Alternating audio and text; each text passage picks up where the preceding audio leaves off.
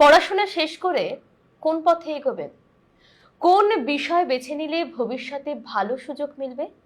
বর্তমান প্রতিযোগিতার যুগে ছাত্রছাত্রীদের জন্য সঠিক কেরিয়ার পরিকল্পনা কতটা গুরুত্বপূর্ণ, এই সমস্ত প্রশ্নের উত্তর খুঁজতেই আজকের বিশেষ কেরিয়ার গাইডেন্স পর্বে আমাদের সঙ্গে রয়েছেন হায়দারপাড়া বুদ্ধভারতী হাই স্কুলের প্রাক্তন প্রধান শিক্ষক এবং পশ্চিমবঙ্গ মধ্য শিক্ষা পর্ষদের গণিতের প্রাক্তন পরীক্ষক স্বপনেন্দু নন্দী। নমস্কার, স্বাগত। তার কাছ থেকে আমরা জানবো পড়াশোনা, দক্ষতা উন্নয়ন এবং সফল ভবিষ্যৎ গড়ার গুরুত্বপূর্ণ পরামর্শ। আপনারা দেখছেন আমদরিয়া নিউজ, আপনাদের সঙ্গে রয়েছে আমি বর্ণা। চলুন তবে শুরু করা যাক।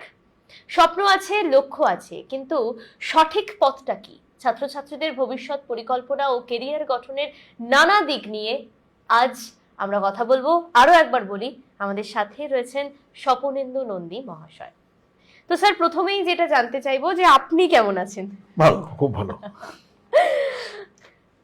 এবারে এই যে ছাত্রছাত্রীদের কেরিয়ার গঠনে বাড়ির লোকজনদের, বাবা মায়ের ভূমিকা এখনকার দিনে কতটা গুরুত্বপূর্ণ বলে আপনি মনে করেন? প্রথমে বলা উচিত যে ছেলে মেয়েদের সবচেয়ে প্রভাবিত করে পরিবার। যদিও এখন পরিবার ছোট হয়ে গেছে, দাদু ঠাকুমা, যদি দিদিমা থাকেন, মামা মাসি কাকু, বাবা মা, এখন তো বাবা মার বাইরে জগৎ নেই, ফলে খুব ছোট হয়ে গেছে পৃথিবীটা। একদমই। ফলে স্বাভাবিক তাদের ভূমিকাও একটা অকল্পনীয় ওদের কাছে, মানে ওদের উপরে। কারণ আমরা দেখি যে সকাল থেকেই বাবা মাই দৌড়াদৌড়ি করে। আমি দেখি উচ্চ মাধ্যমিকের ছেলে মেয়ে খাচ্ছে, মা টিফিন খাইয়ে দিচ্ছে, মানে একটা বা দুটো সন্তান, তো ফলে এইভাবেই মানুষ করছে।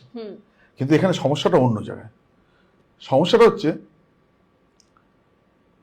বাবা মার মধ্যে একটা সুপ্ত বাসনা ছিল, কোনো এক সময় তারা কিছু হতে চেয়েছিল, তারা হতে পারেনি। মা হয়তো গান ভালোবাসতো, মা সঙ্গীত শিল্পী হওয়ার ইচ্ছে ছিল, আর বাবা অঙ্কে ভালো ছিল, অঙ্কের শিক্ষক হবে। স্বাভাবিক কারণেই সন্তান, একটা সন্তান, মা চাইছে সঙ্গীত শিল্পী হোক, বাবা চাইছে অঙ্কের শিক্ষক হোক। একদম, কিন্তু অঙ্কের শিক্ষক হোক। ফলে এইটা আমরা বোঝাতে পারছি না যে বিবেকানন্দ বলেছে মানুষের ভেতরেই যেটা আছে সেটাই হচ্ছে শিক্ষা, সুপ্ত অবস্থায় সেটাকে পরিস্ফুটিত করতে হবে। আমি একটা ছোট্ট ঘটনা বললে ভালো হবে। এক ভদ্রলোক রাস্তা দিয়ে যাচ্ছেন, দেখছেন এক শিল্পী বসে বসে একটা পাথর কাটছে। আচ্ছা। ফেরার সময় দেখছেন ওটাতে সুন্দর মূর্তি তৈরি হয়েছে, শিল্পী তৈরি করেছে। তা ভদ্রলোক আশ্চর্য হয়ে জিজ্ঞাসা করলো, আপনি মূর্তিটা পেলেন কোথায়? ভদ্রলোক, না আমি পাইনি তো, মূর্তিটার ভেতরেই ছিল, আমি শুধু অপ্রয়োজনীয় অংশটা কেটে বাদ দিয়েছি। ফলে যে কোনো শিশুকে মানুষ করার সময় বাবা মার এই কনসেপ্ট নেওয়া দরকার, ওর ভেতরে আছে, ও সে গণিত শিক্ষক হোক, কলেজের অধ্যাপক হোক, সঙ্গীত শিল্পী হোক, ওর ভেতরে আছে। সে ওকে একটা প্ল্যাটফর্ম দিতে হবে, যেই প্ল্যাটফর্ম থেকে ও আগামী দিনে ওর মতো করে বড় হবে। এই জায়গাটা ভাবা দরকার আমাদের প্রত্যেক বাবা মার। একদমই। সেটা না ভেবে আমার সুপ্ত ইচ্ছা তাকে চাপিয়ে দেওয়া যাবে না। একেবারেই তাই। তো এই যে অভিভাবকদের চাপ এবং শিক্ষার্থীদের নিজের পছন্দ, এই দুইয়ের মধ্যে ভারসাম্য রাখতে একজন শিক্ষক কি কি করতে পারেন? প্রথম কথা হচ্ছে শিক্ষককে বোঝাতে হবে। আমাদের প্রতিটা বিদ্যালয়ে নিয়ম হয়েছে, স্কুল স্তরে বলছি, উচ্চ মাধ্যমিক পর্যন্ত প্রতিটা বিদ্যালয়ে নিয়ম হয়েছে প্যারেন্ট টিচার্স মিটিং। সেই প্যারেন্ট টিচার্স মিটিংয়ে যেমনভাবে শিক্ষকরা উপস্থিত থাকবে, ঠিক একইভাবে সাইকোলজিস্টকে উপস্থিত থাকা দরকার। আচ্ছা। কারণ তারা শুনে ইন্ডিভিজুয়ালি যদি 1-to-1 করেসপন্ডেন্স করা যায়, তাহলে অনেক সমস্যা মিটে যাবে। একদম। কারণ আমরা জানি যে এখন আমাদের সমস্যা হয়েছে যে আমরা একটু বড় হলেই বাচ্চাকে হোস্টেলে দিয়ে দিচ্ছি, তারপর আস্তে আস্তে বাইরে পড়ছে, হোস্টেল থেকে বাচ্চা যখন ফিরে এলো তখন চাকরি করে, ফেরে বাবা মাকে বৃদ্ধাশ্রমে পাঠিয়ে দিচ্ছে। অর্থাৎ ওরা তো ম্যাচ করতে পারছে না বাবা মার সাথে। একদম একদম শৈশব থেকে যদি বাবা মার সাথে ম্যাচ করে, বাবার দুঃখ বাবার কষ্ট, আবার সন্তানের দুঃখ সন্তানের কষ্ট পরস্পর যদি বুঝতে শেয়ার করতে পারে, তাহলে কিন্তু আগামী দিনে একসাথে থাকা সম্ভব। আর এই কারণে কিন্তু এটা খেয়াল করে দেখবে, আমি কাউকে ছোট করছি না, হুম রিক্সা বোলার বা শ্রমজীবী মানুষের হুম বাবা মা কিন্তু বৃদ্ধাশ্রমে যায় না। বৃদ্ধাশ্রমে যায় ডাব্লিউবিসিএস অফিসারের মা, বড় ইঞ্জিনিয়ারের বাবা, হুম এরা সব বৃদ্ধাশ্রমে। আমি বৃদ্ধাশ্রমে যাই এবং গিয়ে কথা বলে দেখেছি তাদের প্রত্যেকের ছেলে মেয়ে প্রতিষ্ঠিত। এমন না যে খেতে পায়নি বলে এসে আছে পড়ে আছে, তারা দায়িত্ব নিচ্ছে না। এই দায়িত্ব নেওয়ার জন্য আগের থেকে শেয়ার করতে হবে বাবা মাকেও ভারমুক্ত হতে হবে। বাবা মা কোনোদিনই কনসেপ্ট থাকবে না যে আমি সন্তানকে চাপিয়ে দেব, ও হোক না বড়, আমার কেন চাপানোর কি দরকার, ওকে আমি অ্যাসিস্ট করবো সবসময়। আমি হচ্ছে তৃতীয় ব্যক্তি, ওকে সহযোগিতা করবো উপরে যাওয়ার জন্য, যতটা উপরে যাওয়া যায় ধরার জন্য। হুম সুতরাং এই জায়গাটা চেষ্টা করতে হয় প্রত্যেক গার্জেনকে। একদম। এই যে আপনি একটু আগে বললেন সাইকোলজিস্টের যে ব্যাপারটা, তো সেটা কিভাবে থাকবে? সেটা শিক্ষক যেরকম রেগুলার বেসিসে ডিউটি দেয় রবিবার বাদ দিয়ে, বা তারা শিক্ষাদান করে, তো সাইকোলজিস্টও কি এইরকম প্রতি মাসে এসে কাজ করবে, নাকি তারা এরকম পার্মানেন্ট থাকবে? বলা হচ্ছে প্যারেন্ট টিচার্স মিটিং। হুম আমাদের বেশিরভাগ স্কুলই আমরা চেষ্টা করি নাম কেউ আসতে প্যারেন্ট টিচার মিটিং করে দিতে। হুম হুম সেখানে সব গার্জেনকে একদিনে ডাকা হয়, হুম ডেকে নিয়ে সেই গার্জেনদের সাথে প্রধান শিক্ষক বা শিক্ষক শিক্ষিকা কথা বলেন। একদম। অনেক জায়গায় ইন্ডিভিজুয়ালি ক্লাসও বলতে পারে না। হুম হুম হুম এই ক্ষেত্রে ক্লাস ওয়াইজ হওয়া দরকার, কারণ একটা 5-এর বাচ্চা আর একটা 12-এর বাচ্চার একই সমস্যা না। কিন্তু ইন্ডিভিজুয়ালি কথা বলতে গেলে তো একজন সাইকোলজিস্টের কাছে একটা দিন ঠিক হবে না। একদিন সাইকোলজিস্ট আসতো ক্লাস, মূলত সাইকোলজিস্ট কথা বলে হচ্ছে টিন এজের ছেলেপেলেদের দিয়ে। হুম টিন এজের মাঝে যেসব শব্দের পিছনে টিন আছে, হুম 13, 14, 15, 16, 17, 18, 19, হুম এর মধ্যে কিন্তু 12 পর্যন্ত হয়ে যায়। ফলে এই টিন এজগুলোর সাথে কথা বলতে হবে। আমি ধরে নিচ্ছি 13 এজের 40 জন বাচ্চা আছে, তাকে একদিন বসলো সাইকোলজিস্ট, বসলেন, হুম বসে ইন্ডিভিজুয়ালি কথা বলে। আমি এটা কথা বললে ভালো হবে। হুম এক স্কুলের মাস্টারমশাই একটা কম্পিটিশন করেন, সব ছেলে মেয়েকে কাগজ দিয়ে বলে তোমার কিছু সমস্যা তোমার মাকে কিভাবে লিখে জানাবে, আচ্ছা, তুমি লিখবে, আমরা কেউ পড়বো না। Good concept. সবাই আলাদা আলাদা করে লিখেছে। হ্যাঁ সেই চিঠিটা পড়ার পর সে দিদিমণি কেঁদেছে, মানে এত সমস্যা আছে। কারো বাবা থাকেন না বাড়িতে, নেশা করেন, হুম কারো মারও এরকম কিছু সমস্যা আছে। হুম হুম ফলে এই যে সমস্যাগুলো শোনার পরে, এই সমস্যা শোনার কিন্তু কেউ নেই, কারণ ঠাকুমা নাই, দিদিমা নাই, কাকে বলবে? একদম। বলার ওই একটা জায়গায় চিঠিটা ছিল। এই চিঠিটা পড়ার পর এবার টিচারকে দায়িত্ব নিতে হবে কাকে কিভাবে হ্যান্ডেল করবে। একটু কঠিন কাজ, একদমই তাই। কিন্তু করতে হবে, না করলে পরে আগামী প্রজন্মকে আমরা ভালো পাবো না। আমরা পেয়েছি, এর মধ্যে একটা ছেলেকে পেলাম, বোধহয় সম্ভবত উচ্চ মাধ্যমিকে থার্ড হয়েছে এবার। হ্যাঁ সেই ছেলেটা যখন থার্ড হয়েছে খবর পেয়েছে, সে এক হোটেলে বাসন মাজছে। সে মানে তার কাজটা হোটেলে বাসন মাজার। সেখান থেকে এবার আমাদের পশ্চিমবঙ্গ সরকারি উচ্চ মাধ্যমিকে থার্ড হয়েছে। তা এরকম ছেলে তো আমাদের আছে। আমরা প্রায় আমি মাস্টারমশাই দিদিমণিদের একটা কথা বলতে শুনি, ফার্স্ট জেনারেশন লার্নার তো, এর জন্য হবে না। ভাই আমিও তো ফার্স্ট জেনারেশন লার্নার। হুম আমার বাড়িতে আমার আগে তো পোস্ট গ্রাজুয়েট কেউ ছিল না। একইভাবে লার্নার বলতে কতটুকু বলবো? সুতরাং এই জায়গাটা ভাবতে হবে, শিক্ষকদের দায়িত্বটা বেশি নিতে হবে, কারণ আমরা কিন্তু টিচারশিপ বলি। একদমই তাই। তো অনেক ছাত্রছাত্রী নিজের আগ্রহ ও দক্ষতা বুঝতে পারে না, তাদের জন্য আপনার পরামর্শ কি? প্রথমেই হচ্ছে যে আমাদের ভাবতে হবে যে আমাদের যে চাকরি বাকরি এগুলো ব্যাপারগুলো আছে, আমরা কিন্তু আগেই ঠিক করে দিই যে ডাব্লিউবিসিএস হবে, চেষ্টা করছি হলো না, ক্লার্কেরও চাকরি হলো না, পরে দেখা গেল বেকার ভাতা লোন নিয়ে সে ব্যবসা করছে। তার মানে কি আমার রাস্তার পছন্দটা ভুল ছিল? একদম। তা আমাকে আরেকটু পরিষ্কার করে ভাবতে হবে যে আমি এদেরকে কিভাবে আনবো। আর সবচেয়ে বড় কথা, আমাদের যে শিক্ষা ব্যবস্থায় আমরা যে শেখার ক্ষেত্রে কিন্তু আমাদের একটা বড় কথা হচ্ছে, আমাদের টোটাল যে সিলেবাস আছে, সিলেবাসের প্রত্যেক জায়গায় এমনভাবে সিলেবাসটা তৈরি করা যে আমরা একটা সভ্য ভদ্র মানুষ হতে পারবো, কিন্তু দক্ষ মানুষ হওয়ার কোনো ব্যবস্থা নেই। এর জন্যই MA পাস করে এসছে, সে কম্পিউটারের কাজ জানে না, সে কম্পিউটার কাজ ব্যবহারিক জীবনে কাজটা করবে কিভাবে? আমি বলছি না যে এমএ পাস করলে কম্পিউটার শিখতে হবে, তাকে একটা সাইডে দক্ষতা বাড়াতে হবে, সে যে কোনো সাইড হতে পারে।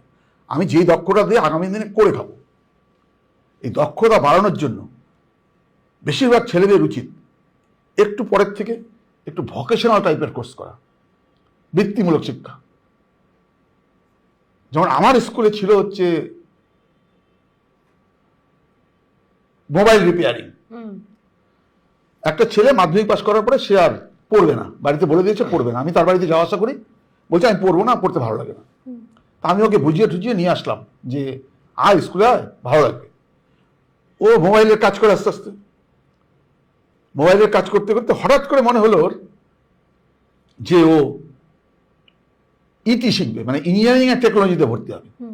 ওটা 10+2 কোর্স, ইটিতে ভর্তি হলো, ইঞ্জিনিয়ারিং অ্যান্ড টেকনোলজি। সে এখান থেকে পাস করে জলপাইগুড়ি পলিটেকনিক কলেজে ল্যাটারাল ইলেকট্রিতে পলিটেকনিক ভর্তি হলো। পলিটেকনিক ভর্তি হওয়ার পর পলিটেকনিক পাস করলো, তারপর ল্যাটারাল ইলেকট্রিতে বিটেক ভর্তি হলো, বিটেক পাস করলো।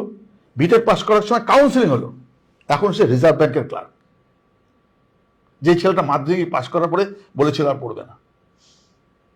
এটা কিন্তু ওর অ্যাচিভমেন্ট, আমার না, ওর অ্যাচিভমেন্ট। আর আমার যেটা লাভ সেটা হচ্ছে আমি ওকে, আমার মনে হয়েছে আমি সঠিক পথটা দেখাতে পেরেছি। কারণ ওর পড়াশোনা ভালো লাগে না, সবার কি বই পড়ে ভালো লাগবে নাকি? একদমই।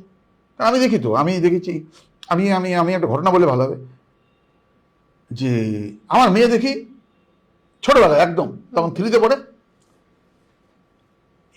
যত ধর্ম আছে ধর্মের উৎসবগুলোর নাম বলে। তা আমি ভাবলাম এত ধর্মের উৎসবের নাম শিখলো কিভাবে এটুকু বাচ্চা? পরে আমি খেয়াল করে দেখলাম, তোমাদের মনে থাকবে এক সময় টিভিতে একটা অনুষ্ঠান হতো, উৎসবের সেরা পরিবার, তার গানটা ছিল সব ধর্মের নামে। টিভির গানটা মুখস্থ হয়, অঙ্কের ফর্মুলা মুখস্থ হয় না। অর্থাৎ ওইটা আনন্দ পায়, এটা আনন্দ পায় না। আমাকে শিক্ষাকে আনন্দমুখী করতে হবে, এটা হচ্ছে আমার দায়িত্ব। একদম। কিন্তু বর্তমান সময়ে দাঁড়িয়ে প্রত্যেকটা শিক্ষক কি এরকম ভাবে ভাবে? বেশিরভাগ ক্ষেত্রেই দেখা যায় যে তারা ক্লাসে আসবেন শুধুমাত্র তাদের সেই সিলেবাসটা কমপ্লিট করার জন্য। অনেক ক্ষেত্রে কিন্তু অনেক রকম কমপ্লেনও পাওয়া যায় টিচারদের। এখানে একটু বিতর্কিত কথা বলতে হবে। কোনো বাবা মাকে জিজ্ঞাসা করবে ছেলে কি করবে, বলে সরকারি চাকরি করবে। ছেলে পড়বে বেসরকারি স্কুলে, বাবা মা ছেলে মেয়েকে বেসরকারি স্কুলে পড়ালো, নিজে চাকরি করবে সরকারি স্কুলে। এই জায়গায় আমার মনে হচ্ছে বাধ্যতামূলক থাকা উচিত প্রত্যেক সরকারি স্কুলে, অন্ততপক্ষে সরকারি স্কুলের শিক্ষকদের তার সন্তানকে সরকারি স্কুলে পড়াতে হবে, তাহলে স্কুলের চেহারা পাল্টাবে। যখন ইউনিট টেস্ট হচ্ছে, যখন নিজের ছেলের ইউনিট টেস্ট হচ্ছে, সেই ইউনিট টেস্ট রাত জেগে খারাপ তৈরি করে দিচ্ছে। আর যখন ছাত্রের ইউনিট টেস্ট হচ্ছে তখন বিরক্ত হচ্ছে। একদম তাই। ফলে আমি 100% লোকের কথা বলছি না, ব্যতিক্রম অবশ্যই আছে, হ্যাঁ। কিন্তু এই যে ব্যাপারটা, এই ব্যাপারটার জন্য আমার মনে হচ্ছে দুটো নৌকায় পা দেওয়া যায় না। আমি সরকারি চাকরি করব, তাহলে একদম সরকারি হসপিটালে আমার বাচ্চা জন্ম হবে, সরকারি স্কুলে পড়াবো, আমি সরকারি চাকরি করব, এবং পরবর্তীকালে আমি চাইবো আমার আমার ছেলে মেয়েও সরকারি চাকরি করবে। শুধু বেনিফিটটা নেব সরকারি, আর বাকিগুলো বেসরকারি করব, নার্সিংহোম ছাড়া ভর্তি হবো না, এটা this is not the proper way. তা আমার মনে হচ্ছে এটা ভাবার পুরো সময় এসছে। একদম ভীষণ সুন্দর বললেন, এরকম ভাবে কেউ কখনো বলেনি এর আগে। তো মাধ্যমিকের পরে যে বিষয় নির্বাচন, I mean science, arts, commerce, এইসব নির্বাচন করার সময় কি কি বিষয় মাথায় রেখে নির্বাচন করা উচিত? এটা আমাদের মধ্যে দেখি, আমাদের মধ্যে ছেলে মেয়ে দেখি অঙ্কে যদি কেউ 90 পেল, সে সায়েন্সে এসে ভর্তি হলো। কারণ আমাদের মননে ঢুকিয়ে দেওয়া হয়েছে সায়েন্সে পড়লেই ভালো চাকরি করা যায়। অথচ আমি প্রচুর ছেলে মেয়েকে দেখি যারা ইকোনমিক্স নিয়ে পড়েছে, জিওগ্রাফি নিয়ে পড়েছে, আর্টসে পড়েছে, জিওগ্রাফি নিয়ে পড়েছে, সঙ্গে ইংলিশ নিয়ে পড়েছে, তারা ভালো ভালো জায়গায় আছে, প্রচুর আছে। আমার জানাশোনা আছে শিলিগুড়ি গার্লস স্কুল থেকে ফার্স্ট হয়েছে, সে আর্টস নিয়ে যাদবপুর ইউনিভার্সিটিতে পড়ছে। একদম। এখন সমাজ অনেক উন্নত, কিন্তু তাও লোকের বা মানুষের মেন্টালিটি এটা যে আর্টস নিয়ে পড়ছো, হিউম্যানিটিস নিয়ে পড়ছো, তার মানে তোমার পড়াশোনাটা তুমি অত ভালো না। এই কনসেপ্ট থেকে আমি ভাবি কি আমার বাচ্চাকে আন্ডার এস্টিমেট করবে লোকে। আসল কথা তা না তো, আসল কথা হচ্ছে আমি সবাইকে একটা কথা বলি, আমার কাছে ছেলেমেয়েরা যদি এসে বলে যে স্যার কিসে ভর্তি হবো, কোন সাবজেক্ট নেব, আমি কিন্তু একটা কথা সবাইকে বলি, কোন সাবজেক্ট নিলে এটা কিন্তু বড় কথা না, কতটা পড়লি এটা বড় কথা। একদমই তাই। আমি প্রচুর লোককে দেখি, আমি শিলিগুড়িতে একজন মাস্টারমশাই দেখতাম, শিলিগুড়ি বয়েজ স্কুলে ছিলেন, উনি ইতিহাসে কথা বলতেন যখন, মনে হয় ইতিহাস কথা বলে, এত সুন্দর বলতেন। ফলে ন্যাচারালি তিনি তো ইতিহাস নিয়ে পড়েছেন। আমার মনে আছে এখনো এক দিদিমণি ওকে বলছে, পলিটিক্যাল সায়েন্সের দিদিমণি, যে আমি যদি তোমার ছাত্র হতাম তাহলে আমি ইতিহাস নিয়েই পড়তাম। এই জায়গায় কিন্তু ভাবা দরকার যে সাবজেক্ট পছন্দের ক্ষেত্রে নাম্বারের উপর নির্ভর করা যাবে না। তার জন্য অনেক রকম পদ্ধতি আছে। কোশ্চেন নিজেকে দেখতে হবে যে আমি কতটা, আমার মধ্যে অরিজিনালিটি আছে নাকি। আমি যদি অঙ্কে অরিজিনালিটি থাকে তাহলে আমি অঙ্ক নিয়ে পড়বো, যদি ফিজিক্সে অরিজিনালিটি থাকে ফিজিক্স নিয়ে পড়বো, ইতিহাসে থাকলে ইতিহাস নিয়ে পড়বো। কিন্তু কোনো সময় আমি আমার নাম্বার কি পেয়েছি তার উপরে নির্ভর করবে না। হতে পারে আমি এবার পরীক্ষায়, মাধ্যমিক পরীক্ষায় ইতিহাসে নাম্বার কম পেয়ে গেছি, কিন্তু আমি ইতিহাস ভালো বুঝি, ইতিহাস নিয়ে পড়বো। এই পছন্দের ক্ষেত্রে এটা গুরুত্ব দেওয়া উচিত। ডাক্তার বা ইঞ্জিনিয়ার নয়, অন্য কোন পেশাগুলোর ভবিষ্যৎ উজ্জ্বল বলে আপনি মনে করেন? আর বর্তমান সময়ে দাঁড়িয়ে কোন কোন নতুন কেরিয়ারের ক্ষেত্র ছাত্রছাত্রীদের কাছে আকর্ষণীয় হয়ে উঠেছে বলে আপনার মনে হয়? এখন অনেক স্পেসিফিক এডুকেশন হয়েছে। আমি সেদিন ট্রেনে করে আসছিলাম, একটা ছেলে ইতিহাসে গবেষণা করে, তা আমি আমার জ্ঞানে আমি বললাম তুমি ইতিহাসের কোন জায়গা, কোন অংশটা নিয়ে করছো? কারণ আমি জানি মধ্যযুগ, বর্তমান যুগ, আদি যুগ দিয়ে ভাও একটা। ও আমাকে বললো যে আমি আর্যদের ফুড হ্যাবিট নিয়ে গবেষণা করছি। কত স্পেসিফিক হয়ে গেছে পড়াশোনাটা। একদমই স্বাভাবিক কারণে আমরা কিন্তু পেশাগত দিক থেকে যখন ডাক্তার বা ইঞ্জিনিয়ার পছন্দ করি, শহরের কিছু ডাক্তার ইঞ্জিনিয়ারকে দেখে ঠিক করি যে ও ডাক্তার, ও প্রচুর ইনকাম, এটা কিন্তু বড় কথা। ইনকাম দিয়ে কিন্তু মানসিক শান্তি আসে না। একদম তাই। এটা ভাবতে হবে, ইনকাম দিয়ে কিন্তু মানসিক শান্তি আসবে না। যে আমি অনেক চিকিৎসককে দেখেছি যে শেষ জীবনে হতাশা কাজ করছে, অথচ অনেক ক্লার্ককে দেখেছি শেষ জীবনে ভীষণ আনন্দে কাটাচ্ছে। একদম। সুতরাং পড়ার ক্ষেত্রে ভাবতে হবে এই একটা ব্যাপার যে আমি যখন পেশা পছন্দ করব, সেই পেশার ক্ষেত্রে ফার্স্ট হচ্ছে আমি কোনটাকে ভালোবাসি। এখন পেশার পেরিফেরি অনেক বড় হয়ে গেছে, কারণ আমি দেখছি যে মেয়েরা এয়ার হোস্টেসে যাচ্ছে, ভালো পেশা, নোবেল পেশা। আগে যেটা ভাবতো না যে যাবে, হবে না। নার্সিং, আগে আমি মেয়েদের যদি বলতাম নার্সিং করলে ভালো হবে, ওরা বলতো এই নোংরা ঘাটতে হবে, একদম পরিষ্কার কথা, নোংরা ঘাটতে হবে। কিন্তু যেমনভাবে নোংরা সোশ্যাল সার্ভিস হিসেবে ঘাটতে হচ্ছে, পাশাপাশি কিন্তু যদি দেখা যায় একটু পড়াশোনা করে নার্সিংয়ে মাস্টার ডিগ্রি করা যায়, সে নার্সিং কলেজের অধ্যাপিকা হতে পারে। একদমই তাই। ফলে এই যে ব্যাপারগুলো, এত পেশা আছে এখন, তার মধ্যে আমি তো বারবারই গুরুত্ব দিই ভকেশনাল কোর্সগুলো।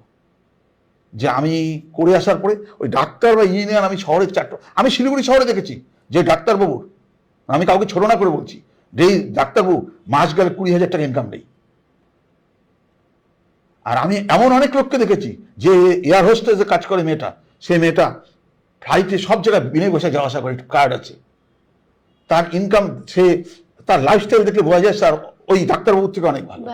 অথচ শিক্ষার পিরিয়ডে সে ডাক্তারবাবুর থেকে অনেক পড়াশোনা ভালো ছিল।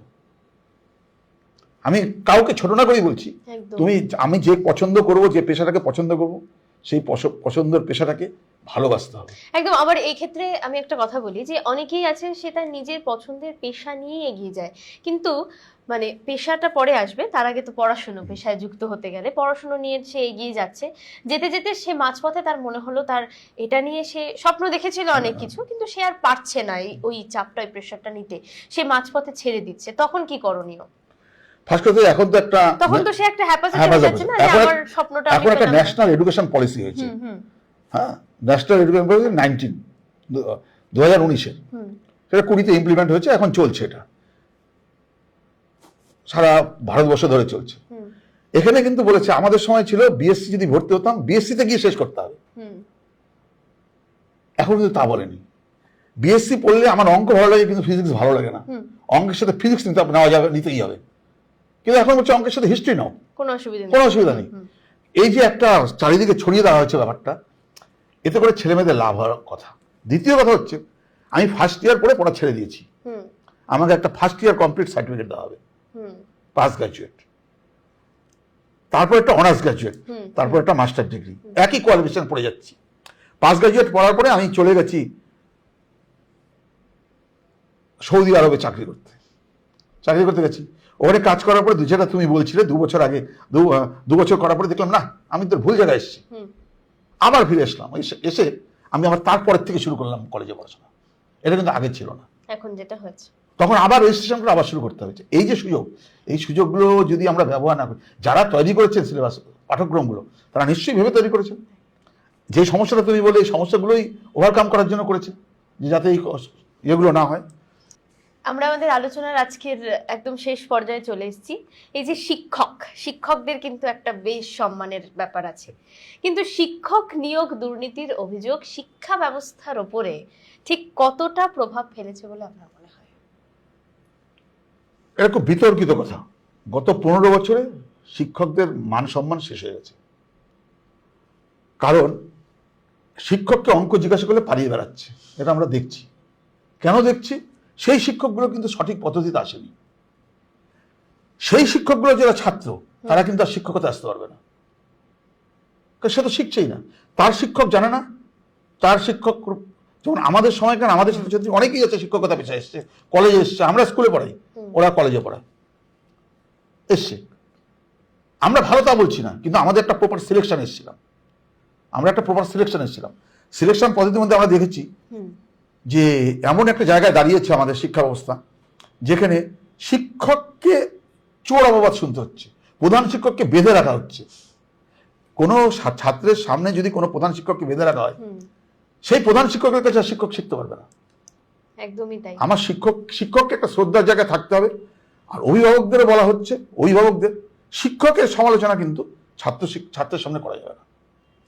তো এই যে মাঝখানের যে পিরিয়ডটা যেটা গেল, আমরা সবাই দেখলাম ছোট থেকে বড়, তো এই ধরনের ঘটনায় ছাত্রছাত্রীদের মধ্যে শিক্ষা ব্যবস্থা সম্পর্কে ঠিক কি বার্তা যায়?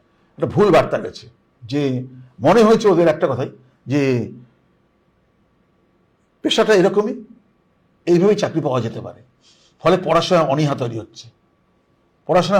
হচ্ছে। আমি দেখেছি এমন ছেলে মেয়ে আছে, কি করবি, পার্টিকুলার একটা রাজনৈতিক নাম বলে ওটা করবো।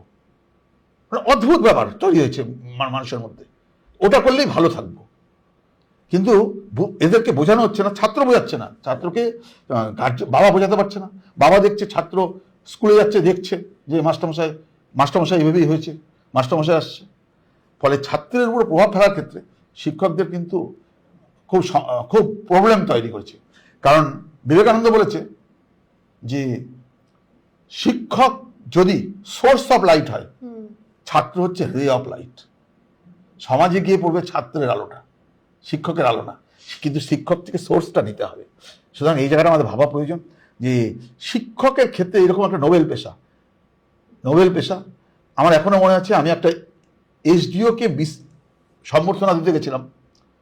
তখন এসডিওকে যখন বলতে বললাম, এসডিও শুরুতেই বললেন, আপনাদের সামনে আমি কি বলবো, কারণ আমার শুধু মনে হচ্ছে আমারও তো শিক্ষক আছে।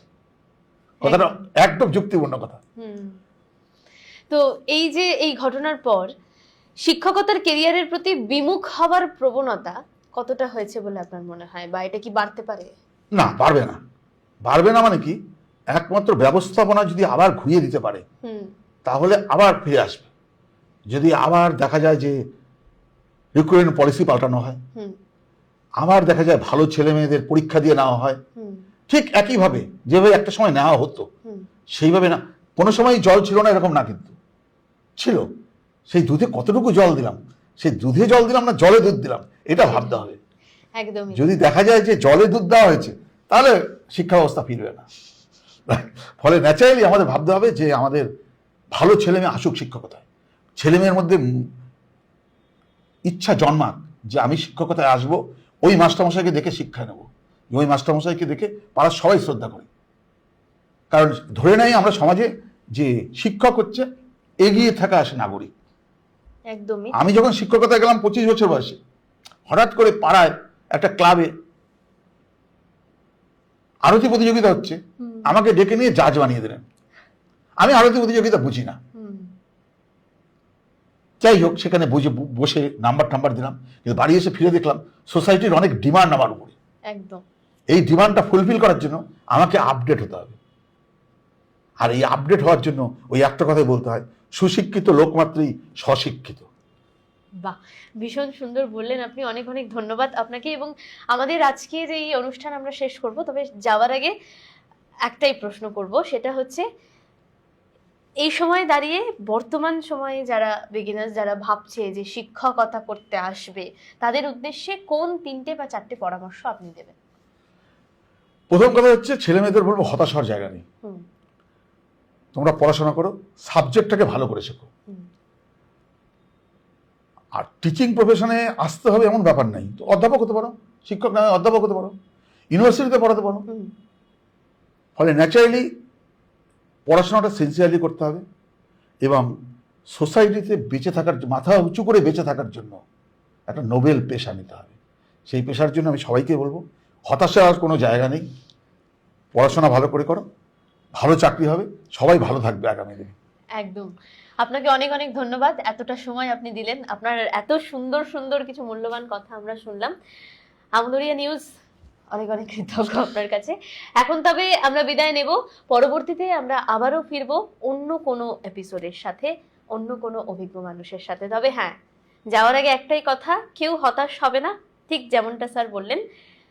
আমদরিয়া আপনাদের সঙ্গে আছে, আপনারাও আমদরিয়ার সঙ্গে থাকুন। এখন এই পর্যন্তই, ধন্যবাদ।